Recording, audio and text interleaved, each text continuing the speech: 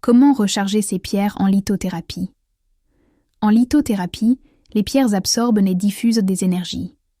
Pour conserver leurs bienfaits, il est essentiel de les purifier et de les recharger régulièrement. Le rechargement permet à la pierre de retrouver toute sa puissance vibratoire. Voici les méthodes les plus efficaces et les précautions à connaître, notamment pour les pierres les plus courantes. Pourquoi recharger ces pierres? Les pierres naturelles se chargent des énergies environnantes, celles de votre corps, de votre environnement ou encore de vos émotions. Avec le temps, elles peuvent perdre de leur intensité ou être saturées. Un rechargement permet de les revitaliser pour qu'elles retrouvent leur efficacité. Les principales méthodes de rechargement. Lumière du soleil.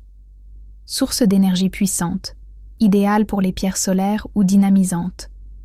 Il est toutefois important de ne pas exposer toutes les pierres à la lumière directe du soleil. Lumière de la lune. Plus douce, elle convient à toutes les pierres. La pleine lune est le moment idéal. Amas de quartz ou géode d'améthyste. Ces supports permettent un rechargement en douceur, particulièrement pour les pierres fragiles. Terre. Enfouir une pierre dans la terre quelques heures ou quelques jours recharge profondément les pierres qui ont besoin d'un lien avec l'énergie tellurique. Encens ou fumigation. Le passage dans la fumée, de sauge blanche, palo santo, etc., est une méthode douce mais efficace pour accompagner une purification-rechargement symbolique. Les pierres qui ne supportent pas le soleil. Certaines pierres pâlissent, se ternissent ou se fissurent au soleil.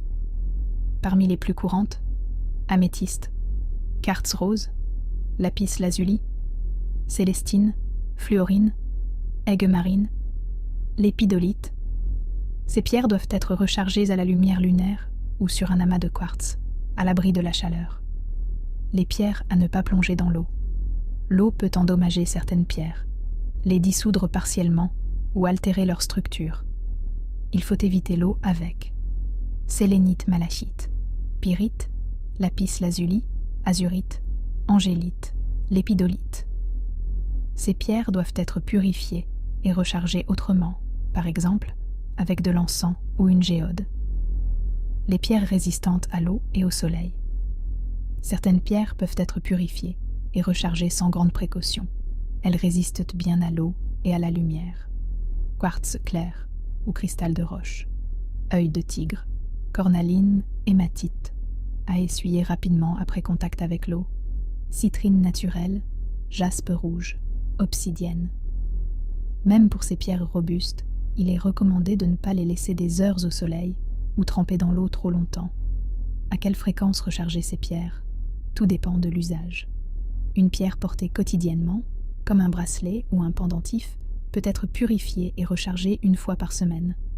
Celles utilisées ponctuellement ou posées dans une pièce peuvent l'être une fois par mois ou à chaque pleine lune.